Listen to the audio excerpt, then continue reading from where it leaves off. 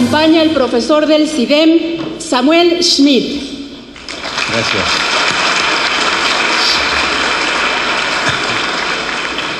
Está con nosotros el ex magistrado de la Audiencia Nacional de España, aunque para la comunidad internacional sigue siendo magistrado de la Audiencia Nacional y asesor del Tribunal Penal Internacional de La Haya, el señor don Baltasar Garzón.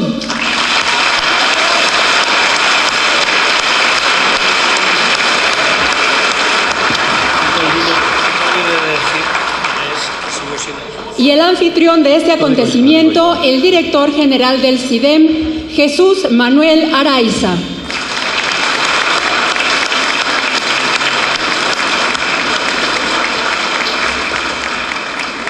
También queremos agradecer la presencia en este acontecimiento de la presidenta del Tribunal Superior de Justicia y del Consejo de la Judicatura del Poder Judicial de Morelos, la magistrada Nadia Luz María Lara Chávez.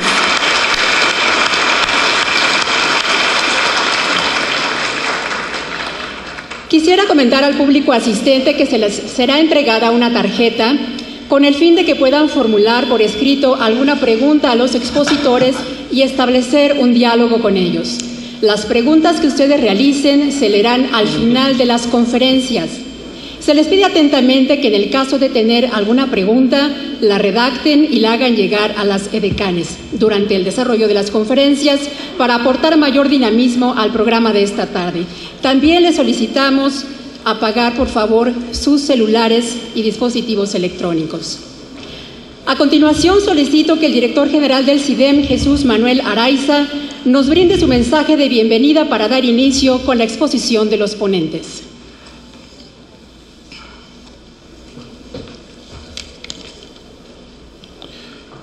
Muy buenas tardes a todas y a todos. Bienvenidos sean todos quienes forman parte de la audiencia. Es un verdadero honor que dos grandes magistrados, la fiscal y el juez Baltasar Garzón, haya congregado el día de hoy a una muy buena parte representativa del Estado de Morelos. Dos grandes defensores de los derechos fundamentales y los derechos humanos, como he dicho, han congregado en esta sede a los más variados sectores de la comunidad de Morelos, a jueces y magistrados, a una buena parte de nuestra clase gobernante, de los poderes legislativo y ejecutivo, tanto de ahora como del gobierno recién electo, tanto del orden estatal como del ámbito municipal, a estudiantes y académicos, rectores y directivos de instituciones de educación superior, a periodistas y colaboradores de los medios de comunicación, directivos de ONGs, de derechos humanos, a muchos y muchas ciudadanas más. A todas y todos ellos me permito agradecer de corazón. Una preocupación común parece asistirnos por igual. Vivimos todos dentro de una comunidad y en tanto que somos seres sociales por naturaleza, aspiramos a una vida buena, justa, libre de violencia y corrupción. En Morelos, como en México, y quizá en muchas otras latitudes del mundo, precisamos y reclamamos una vida digna, en paz y en armonía. En esa tarea, todos y cada uno de nosotros parece poder aportar algo, cada quien desde el ámbito que le corresponde. En el Centro de Investigación y Docencia en Humanidades del Estado de Morelos nos mueve constantemente la preocupación por los grandes problemas que aquejan al Estado: la violencia, la maldad, y, en una palabra, la injusticia en todas sus manifestaciones. Buscamos responder a la pregunta por la solución a tales problemas mediante el conocimiento de sus causas, convencidos, en efecto, de que, así como en medicina solo es posible la curación cuando se conoce la causa del trastorno, así también en el ámbito de lo humano solo es posible atender de raíz un problema y remediarlo, atendiendo primariamente a la causa que lo ha generado. En esta búsqueda nos unimos e identificamos a la causa común de nuestros distinguidos invitados. La grandeza de la fiscal Dolores Delgado y de don Baltasar Garzón no reside simplemente en la buena fama a que con justicia se han hecho acreedores, sino que reside sobre todo en la grandeza de sus ideales y propósitos, en la grandeza de sus actos a favor de la justicia universal, de su fortaleza y gran esfuerzo por hacer frente a la inmunidad, a la impunidad, a la violencia y a la corrupción, sin importar el lugar, ni la víctima, ni la nacionalidad, ni el daño contra la cual se haya cometido. Quiero agradecer por esa razón a la fiscal de la Audiencia Nacional Española, Dolores Delgado, y al asesor de la Corte Penal Internacional de La Haya, Baltasar Garzón, que nos honren con su visita. Nos sentimos de verdad muy honrados con su presencia en México, especialmente que hayan aceptado nuestra calidad de anfitriones en la cálida ciudad de Cuernavaca. En nombre de la comunidad académica del CIDEM y de la Clínica de Paz, me permito darles la más cordial bienvenida a esta que es su casa. Muchas gracias.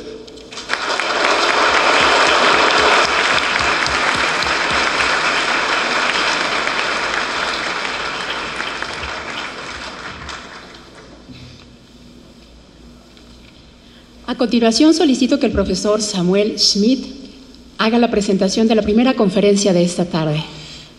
Buenas tardes. Bueno, vamos a hacer una pequeña cambio, va a ser más bien una charla entre el doctor Araiza y su servidor con el juez Garzón, juez siempre, magistrado en receso, pero juez siempre, y la fiscal Dolores Delgado, y yo me voy a permitir presentárselas. Es muy injusto leer un currículum porque lo que parece ser una línea muchas veces no representa lo que esa persona hace. Dolores Delgado en 93 fue designada fiscal especial antidrogas en la Audiencia Nacional. En el 2004 se integró a la Fiscalía Antiterrorista de la Audiencia Nacional, dedicada fundamentalmente a casos de terrorismo y crímenes cometidos fuera del territorio español. Es fiscal coordinadora de terrorismo yihadista. Asimismo, es el contacto en materia de terrorismo internacional con Marruecos, Francia y Bélgica. En marzo de 2011, el fiscal de la Corte Penal Internacional solicitó de las autoridades españolas su colaboración en la investigación y preparación de la orden de arresto contra Gaddafi, cosa que ella fue responsable. Ha participado como experta internacional en materia de tráfico de drogas y blanqueo de capitales, financiación del terrorismo. Ha participado en la Universidad de Nueva York como experta en terrorismo internacional. Ha sido experta de la Agencia Española de Cooperación en Guatemala, Colombia y Uruguay.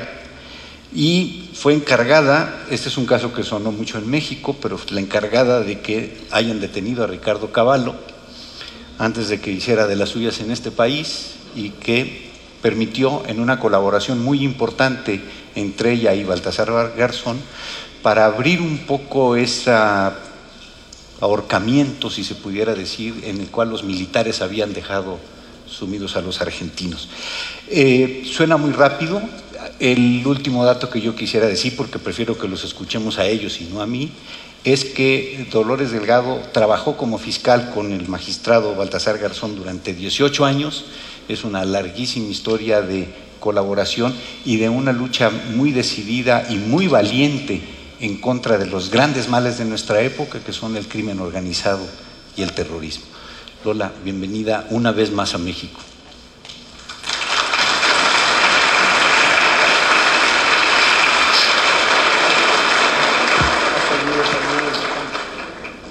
Bien, en justicia a la presentación que ha hecho Samuel Schmidt, me permito hacer también una muy breve semblanza del exmagistrado de la Audiencia Nacional Española, Baltasar Garzón, quien cuenta con una experiencia acumulada de 32 años como magistrado. Prácticamente no tendría que decir nada, es casi por todos conocido, pero diré que su gran fama internacional se debe en parte al proceso por los desaparecidos españoles durante el franquismo y por la orden de aprehensión contra el entonces senador Augusto Pinochet y contra 100 militares de la Junta de Argentina. En abril de 2001,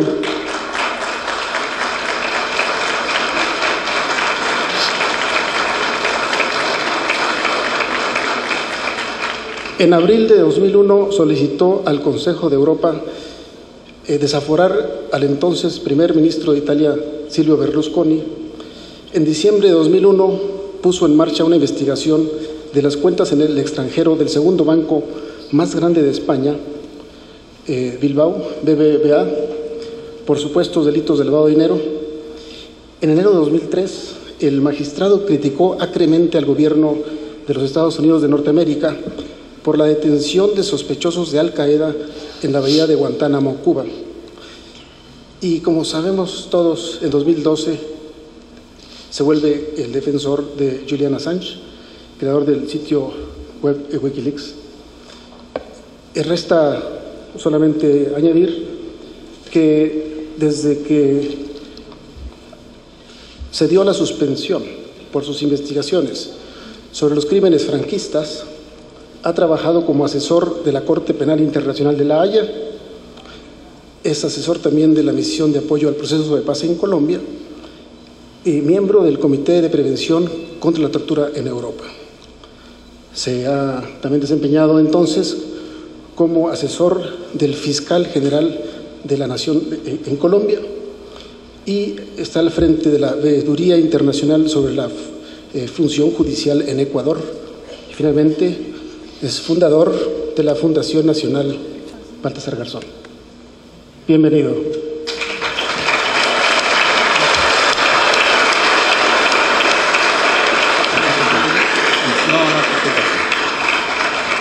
Bien, y sin más, vamos a dar comienzo con una charla. El formato, como ya lo decía Samuel, se ha vuelto más amable y entonces yo les pediría, si les parece pertinente o no, pueden tomarlo, pero dos conceptos fundamentales que nos permiten entrar en materia son los de, ¿qué es jurisdicción universal y qué es justicia universal? ¿Y cómo se inserta eso en el caso nuestro, en el caso de México y en muchos otros ejemplos? Ellos nos dirán y verán cómo no solamente va a ser muy provechosa esta charla con la intervención ocasional de Samuel Schmidt, sino también muy agradable. Ahí quédate. ¿Ya? Sí, de ahí. ¿Ya? Adelante. Te vinieron a oír a ti y a Lola. Bien, muchísimas gracias al Centro de Investigación y Docencia en Humanidades del Estado de Morelos por permitirnos estar esta tarde con todos y todas vosotros y vosotras para hablar de temas que sin duda serán de interés general, aunque parezcan en principio un tanto lejanos. Y ya verán ustedes cómo al final de este diálogo vivimos mucho más cerca de lo que pensamos en el marco de lo que llaman la globalización económica y que a mí me gusta contraponer a la universalización de los derechos, que es ese lado que los economistas, los financieros, tienen poco en cuenta ante la cuenta de resultados, cuando, si bien se observa y se mira, al final esa ausencia de percepción de lo que es la defensa de los derechos humanos hoy día en el mundo civilizado es un activo imposible de olvidar o de eliminar en el balance final de cada una de esas entidades. También gracias, yo sé que hoy en la memoria colectiva de México es un día muy especial.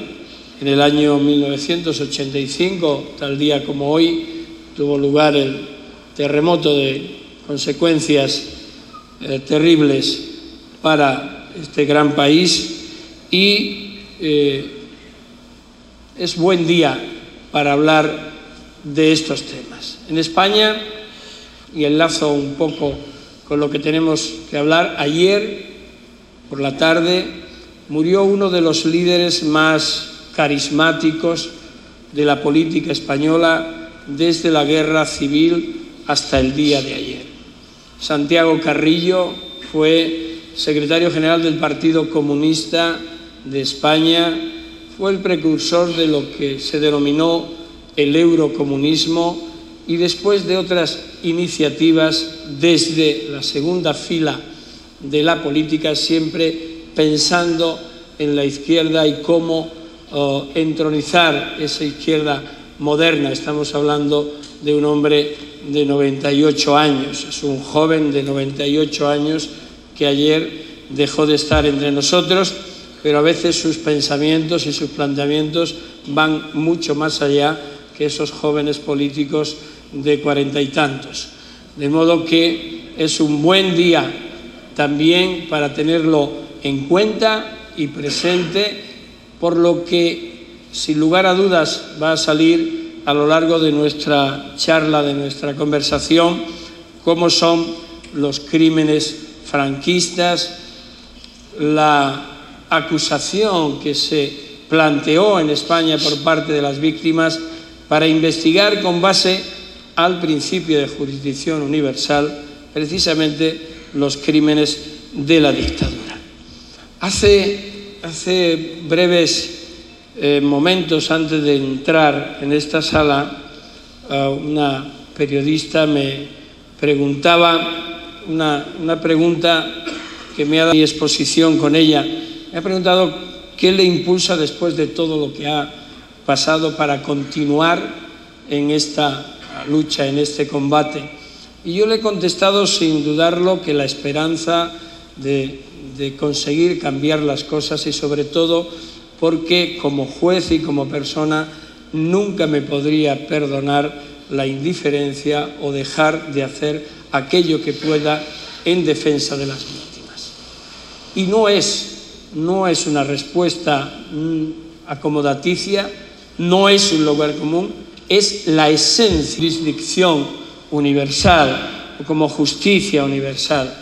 Es ese concepto que no es nuevo, aunque su aplicación apenas alcance 16 años, sino que ya ancla sus orígenes muchos siglos antes, pero que en definitiva lo que significa es que aquellos crímenes que afectan especialmente a la humanidad, sea cual fuere el punto donde se cometan, sean cuales fueran las víctimas y su nacionalidad, estoy pensando en los crímenes de genocidio, en los crímenes de lesa humanidad, en los crímenes de guerra, no pueden quedar impunes.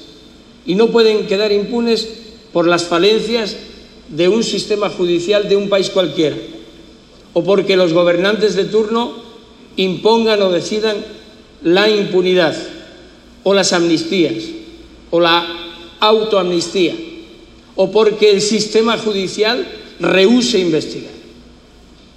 Ese es el sentido de este principio, la lucha contra la impunidad, que no quede, en la medida de lo posible, un resquicio para que los victimarios queden impunes. Luego, este principio se complementa con otros.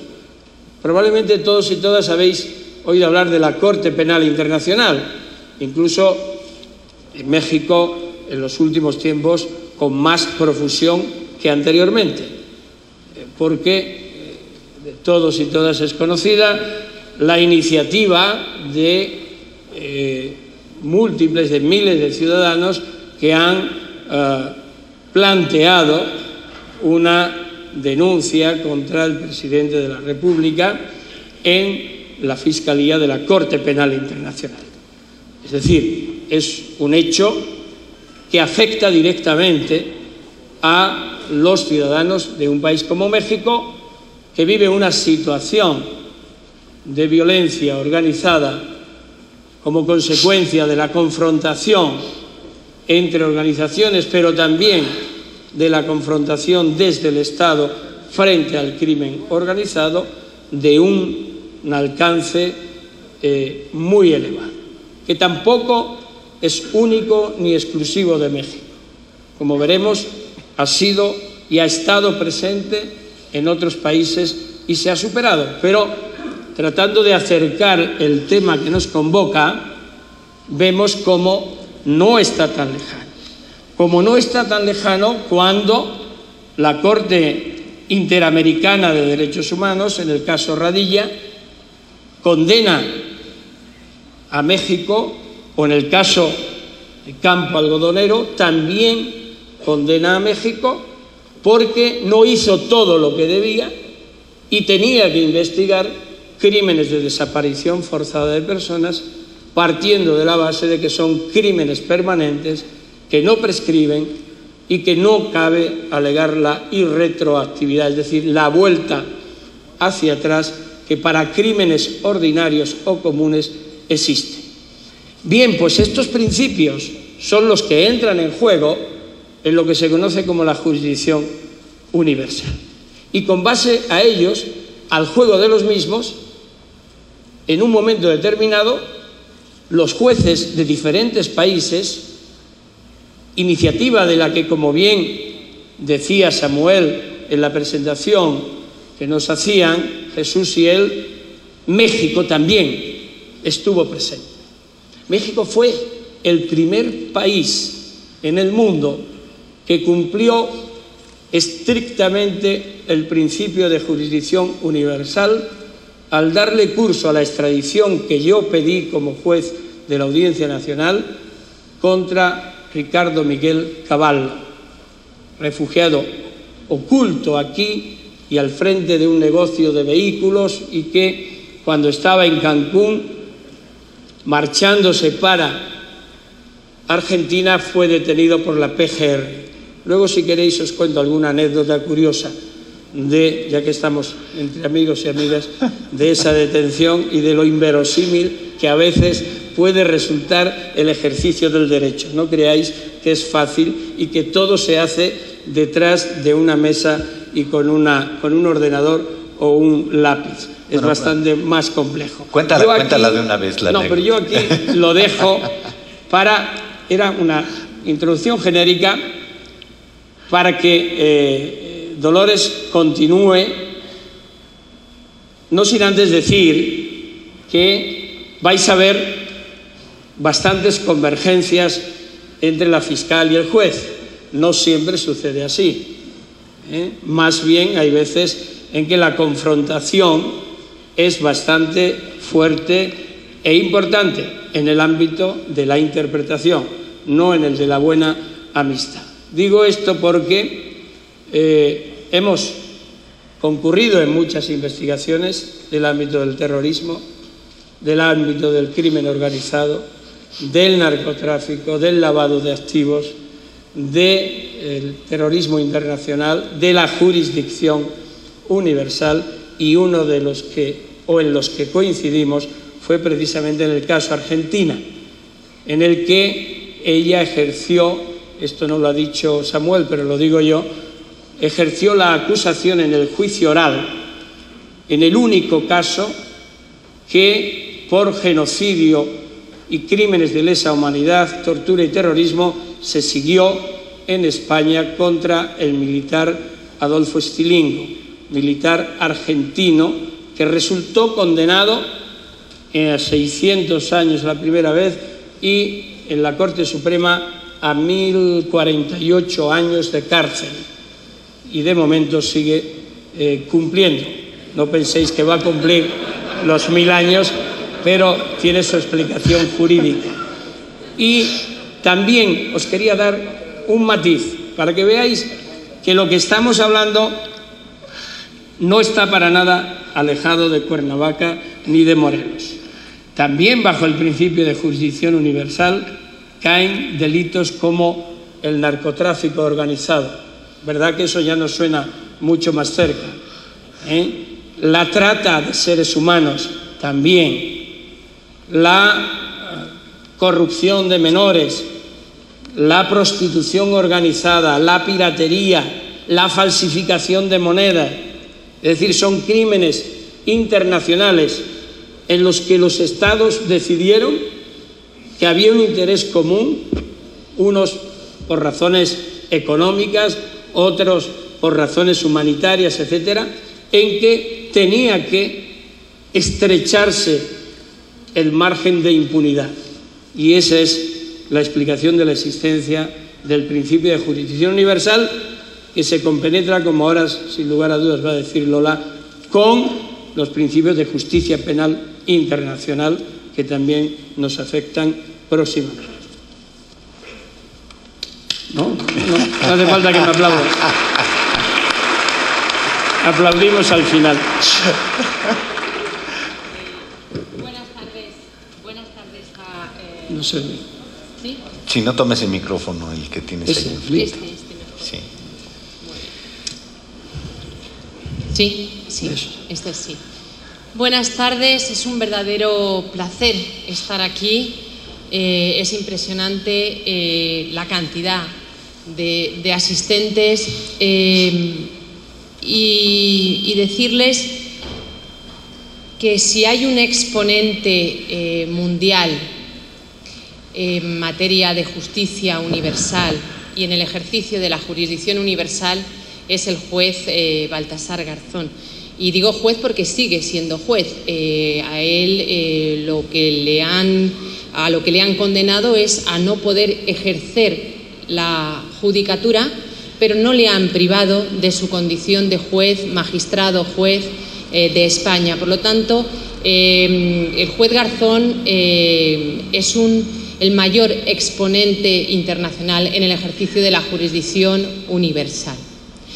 Como bien decía el juez Garzón, la jurisdicción universal que intenta aplicar la justicia universal pretende fundamentalmente acabar con la impunidad, pero para que no se vuelvan a repetir hechos tan graves como son los que representa o los que persigue la jurisdicción universal, bien contra los derechos humanos de forma directa o bien indirectamente, narcotráfico, terrorismo, como bien decía el juez, trata de seres humanos, etcétera, etcétera. En este juego de la persecución de estos gravísimos crímenes entran muchos actores. El primer actor, el más importante, son las víctimas. Las víctimas de todos estos delitos son víctimas universales. Allá donde estén, son dignas de protección. Todos somos víctimas de estos hechos. Cuando aquí en México se produce la violencia por el narco, secuestros, asesinatos, hay unas víctimas directas, pero también hay víctimas indirectas y son víctimas universales porque a todos nos importan, porque en el fondo todos somos víctimas de esa violencia, la civilización, porque es la sinrazón, etcétera, etcétera. Pues bien, el primer actor, como les decía, es la víctima. Y luego tenemos una serie de organismos que pueden participar. Decía el juez Garzón, la Corte Penal Internacional. La Corte Penal Internacional, con sede en La Haya, que desarrolla una justicia reciente, porque arranca en el año 2002, viene del Estatuto de Roma, de 1998, pero es a partir del año 2002 cuando puede conocer de determinados delitos. Es importante porque ha supuesto un consenso internacional, ¿verdad? Es una justicia de futuro, es una justicia que está revisando genocidios y guerras salvajes que se han producido en el continente africano, que es lo más reciente que hay. Tenemos tribunales regionales.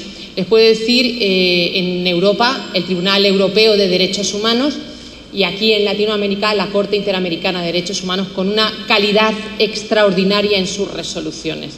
Es para quitarse el sombrero, porque con resoluciones como las de la Corte Interamericana aprendemos todos y se puede hacer más, mejor y más eficaz la justicia y los derechos humanos. Después tenemos también tribunales ad hoc, que se crean específicamente, como son el Tribunal de Camboya, el de Ruanda, para hechos muy concretos, y son tribunales mixtos, internacionales y nacionales. Pero de quien quiero hablar yo en este momento y ahora son de los jueces nacionales ejerciendo la jurisdicción universal. El complemento, aquello que cierra el círculo, Tribunal Penal Internacional, tribunales regionales, tribunales ad hoc y los jueces nacionales. Jueces nacionales como, por ejemplo, el juez Garzón. Y les decía que era el máximo exponente al inicio de mi intervención porque puso en marcha el mecanismo de la jurisdicción universal con las herramientas que en este caso la ley española daba, que ahora ya no, porque se ha modificado radicalmente, se ha restringido el ejercicio de la jurisdicción universal, pero en aquel momento, y les estoy hablando de 1996, específicamente para asuntos de genocidio, cuando víctimas de las dictaduras argentina y chilena acudieron a España buscando la justicia que en su país no habían encontrado, porque tenían unas leyes que impedían el ejercicio de esas acciones, las leyes de obediencia debida y punto y final. Eran leyes de impunidad, así de claro. Eran leyes para impedir la persecución de unos terribles hechos criminales que se produjeron entre 1976 y 1984, justamente durante la dictadura militar argentina. Pues bien, las víctimas, estas víctimas internacionales, estas víctimas universales, buscaron justicia. En su país no la tenían. No podían acudir a la Corte Penal Internacional, entre otras cosas, porque todavía no estaba en funcionamiento y tampoco hubiera podido conocer de estos hechos por el tiempo en el que se produjeron. Y acudieron a España.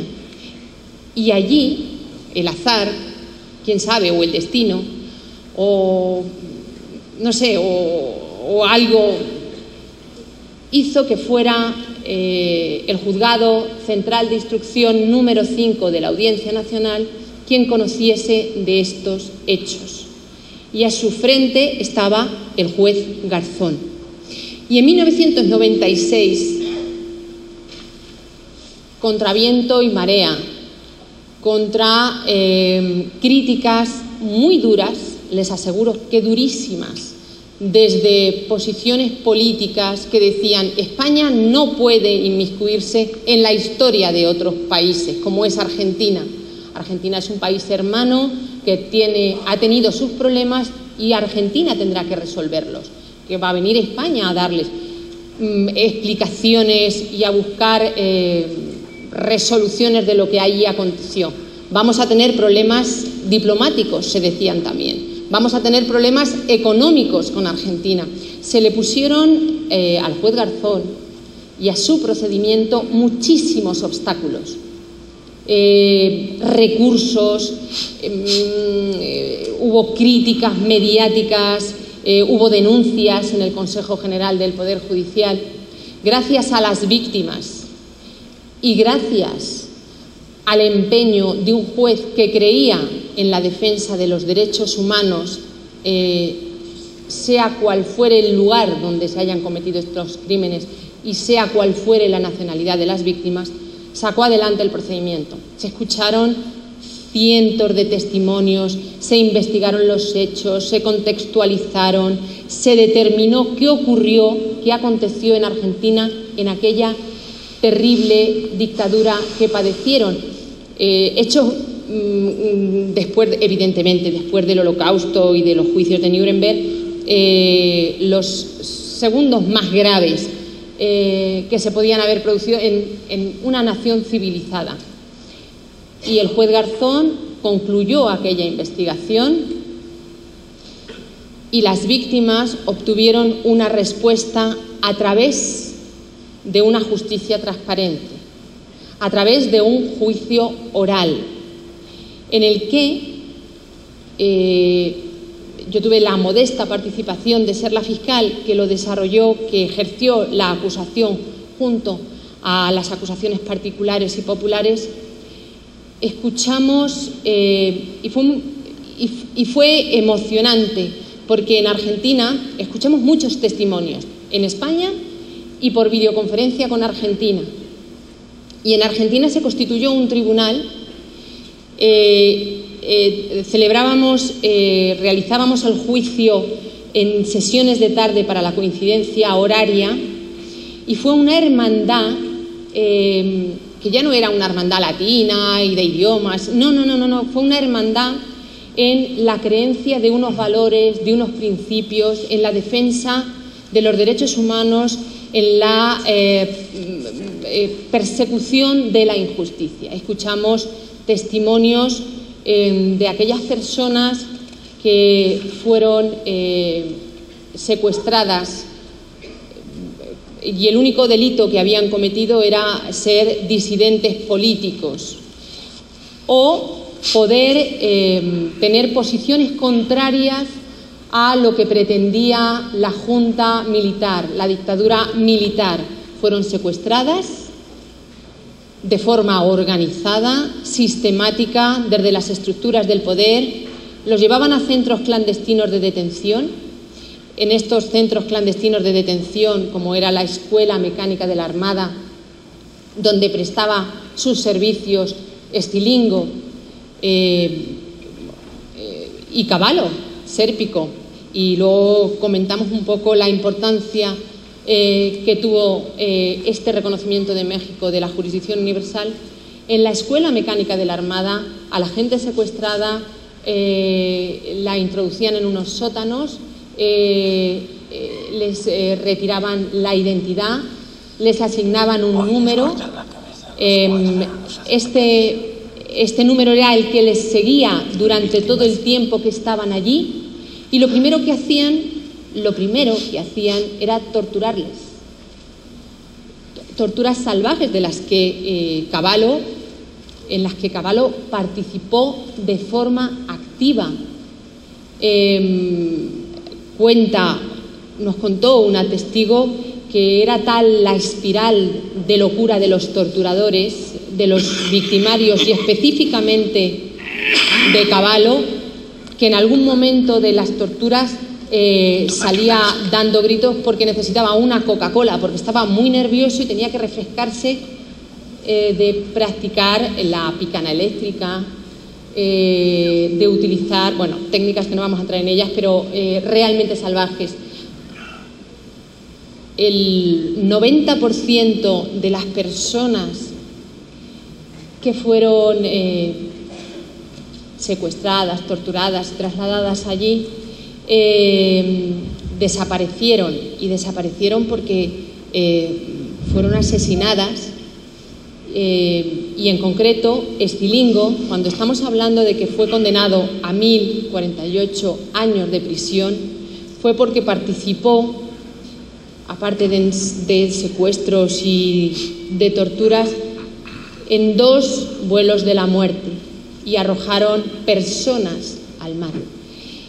Y Estilingo no va a cumplir más de 30 años de prisión, ni siquiera va a cumplir 30 años de prisión, porque tenemos un sistema de redenciones penológicas. En prisión se redimen determinados días por trabajar, etcétera, etcétera. Por lo tanto, a Estilingo se le va a reducir sensiblemente la pena.